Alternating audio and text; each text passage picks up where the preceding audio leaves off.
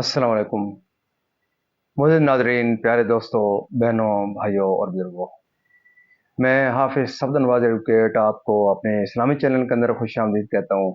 اور ہر روز کی طرح آج بھی ہم انشاءاللہ 13واں پارہ سورۃ الرعد مدنیہ آیات نمبر 1 تا 5 تک کی تلاوت، ترجمہ اور تفسیر پڑھنے کا شرف حاصل کریں گے۔ تلاوت شروع کرنے سے پہلے ہم درود شریف پڑھتے ہیں، آپ بھی میرے ساتھ پڑھیں۔ اللهم صل على محمد وعلى آل محمد كما صليت على إبراهيم وعلى آل إبراهيم إنك حميد مجيد. اللهم بارك على محمد وعلى آل محمد كما باركت على إبراهيم وعلى آل إبراهيم إنك حميد مجيد. أما بعد فأعوذ بالله من الشيطان الرجيم. بسم الله الرحمن الرحيم. ألف لام ميم را. تلك آيات الكتاب والذي أنزل إليك من ربك الحق ولكن أكثر الناس لا يؤمنون.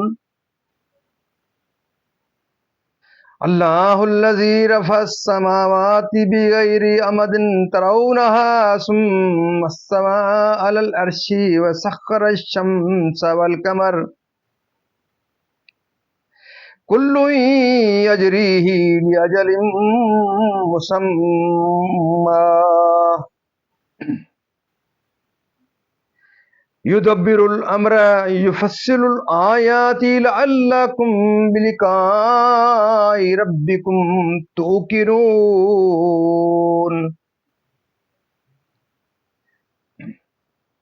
وهو الذي مد الأرض وجعل فيها رواسي وأنهارا ومن كل الثمرات جعل فيها زوجين اثنين يغشي الليل النهار إن في ذلك لآيات لقوم يتفكرون. وفي الأرض قطع متجاورات وجنات من أعناب وزرع ونخيل سنوان وغير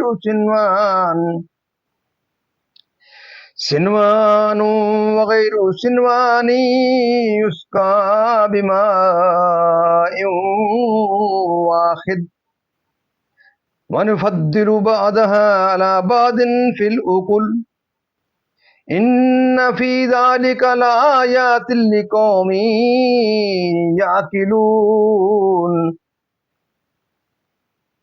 وإن تعجب فعجب قولهم أإذا كنا ترابا أإنا لفي خلق جديد. أولئك الذين كفروا بربهم وأولئك الأغلال في أعناقهم وأولئك أصحاب النار هم فيها خالدون. صدق اللہ العظیم. ترجمہ: یہ کتاب کی سورۃ الرعد مدنی ہے۔ اللہ کے نام سے شروع جو نہایت مہربان رحم والا ہے۔ اس میں 43 آیتیں 6 رکوع ہیں۔ یہ کتاب کی آیتیں ہیں اور وہ جو تمہاری طرف تمہارے رب کے پاس سے اترا حق ہے، مگر اکثر آدمی ایمان نہیں لاتے۔ اللہ ہے جس نے آسمانوں کو بلند کیا بے ستونوں کے کہ تم دیکھو، پھر عرش پر استوا فرمایا جیسا اس کی شان کے لائق ہے، اور سورج اور چاند کو مسخر کیا، ہر ایک ایک ٹھہرائے ہوئے وعدے تک چلتا ہے۔ اللہ کام کی تدبیر فرماتا ہے اور مفصل نشانیاں بتاتا ہے۔ کہیں تم اپنے رب کا ملنا یقین کرو، اور وہی ہے جس نے زمین کو پھیلایا اور اس میں لنگر اور نہریں بنائیں، اور زمین اور ہر قسم کے پھل دو دو طرح کے بنائے، رات سے دن کو چھپا لیتا ہے۔ بے شک اس میں نشانیاں ہیں دھیان کرنے والوں کو، اور زمین کے مختلف قطعے ہیں پاس پاس، اور باغ ہیں انگوروں کے، اور کھیتی اور کھجور کے پیڑ ایک تھالے یعنی کہ تھال سے آگے اور الگ الگ، سب کو ایک ہی پانی دیا جاتا ہے، اور پھلوں میں ہم ایک کو دوسرے سے بہتر کرتے ہیں۔ بے شک اس میں نشانیاں ہیں عقل مندوں کے لیے۔ اور اگر تم تعجب کرو تو اچنبھا تو ان کے اس کہنے کا ہے کہ کیا ہم مٹی ہو کر پھر نئے بنیں گے؟ وہ ہیں جو اپنے رب سے منکر ہوئے، اور وہ ہیں جن کی گردنوں میں توق ہوں گے، اور وہ دوزخ والے ہیں، انہیں اس میں رہنا ہے۔ معزز ناظرین، یہاں تک اس کا ترجمہ اختتام پذیر ہوا۔ اب اس کی تفسیر شروع سے۔ جیسا کہ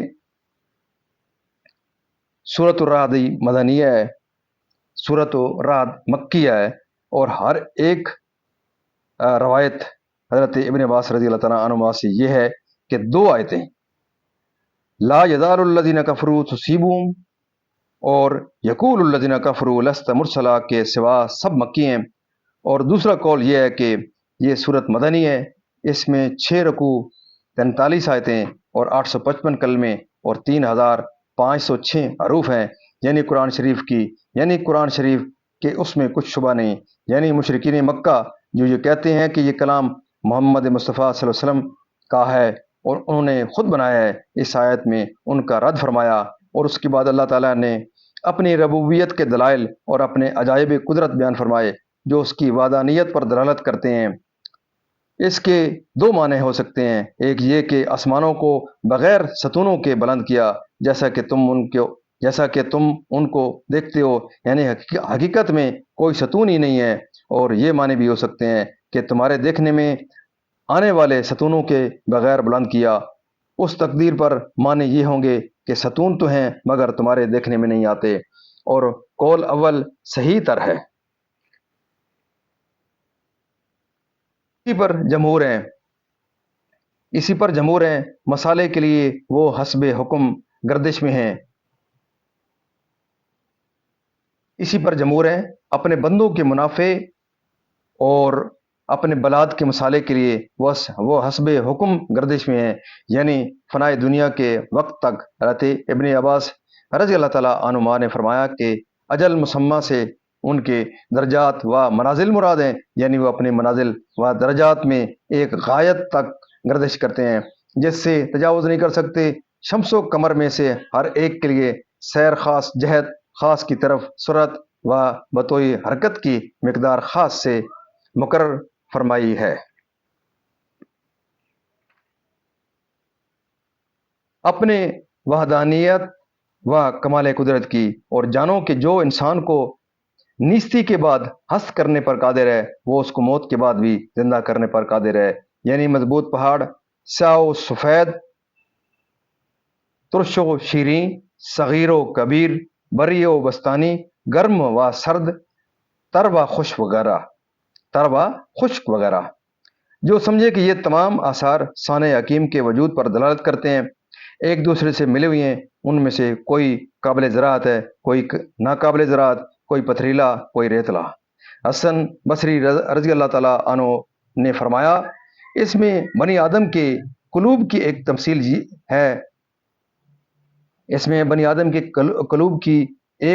ہے کہ جس طرح زمین ایک تھی، اس کے مختلف قطعات ہوئے، ان پر آسمان سے ایک ہی پانی برسا، اس سے مختلف قسم کے پھل پھول بیل بوٹے اچھے برے پیدا ہوئے، اسی طرح آدمی حضرت آدم سے پیدا کیے گئے، ان پر آسمان سے ہدایت اتری، اس سے بعض دل نرم ہوئے، ان میں خشوع خضوع پیدا ہوا، بعض سخت ہو گئے، وہ لہو و لہب میں مبتلا ہوئے۔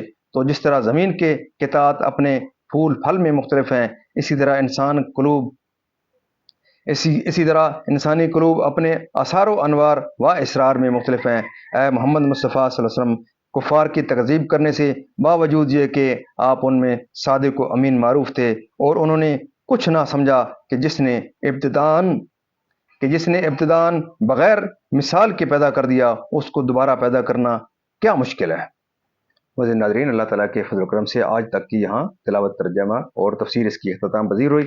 ہم اللہ تعالیٰ کے دربار کے اندر اس کلام مقدس کے صدقے دعا کرتے ہیں کہ اللہ تعالیٰ میں قرآن پاک پڑھنے، قرآن پاک کو سمجھ کر اور اس کے احکامات کے مطابق حضور پاک صلی اللہ علیہ وسلم کی پاک سیرت کے مطابق اور صحابہ کرام کے نقش قدم کے اوپر اللہ تعالیٰ میں چلنے کی توفیق عطا فرمائے۔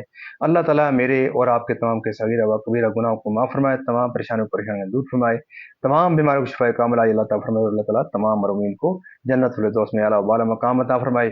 اور آپ تمام معزز ناظرین سے یہ درخواست رہتی ہے کہ آپ ضرور میرے اس ویڈیو کو لائک، شیئر کریں، سبسکرائب کریں، اور بیل والے آئیکن کو ضرور پریس کریں۔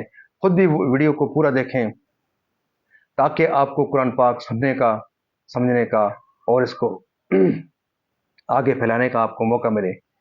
اپنے بچوں کو تلقین کریں، اپنے عزیز اقربا کو ترغیب دیں، تلقین کریں، تبلیغ کریں، اور جہاں تک آپ اس آواز کو پہنچا سکتے ہیں ضرور پہنچائیں۔ ہو سکتا ہے کہ اس پروگرام کے صدقے میری اور آپ کی دن قیامت اللہ تعالیٰ شفاعت کرے حضور پاک صلی اللہ علیہ وسلم کے سفارش سے۔ تو ہم اس توقع کے ساتھ کہ دن قیامت ضرور اللہ تعالیٰ کے دربار کے دن حضور پاک صلی اللہ علیہ وسلم ہماری سفارش کریں گے، شفاعت کریں گے، تو اللہ تعالیٰ آپ کو قرآن پاک کے اس مقدس پروگرام کے ساتھ جڑے رہنے کی توفیق عطا فرمائے، اور اللہ تعالیٰ قرآن پاک کے صدقے اپنا فضل و کرم آپ کے اوپر فرمائے۔ آمین ثم آمین۔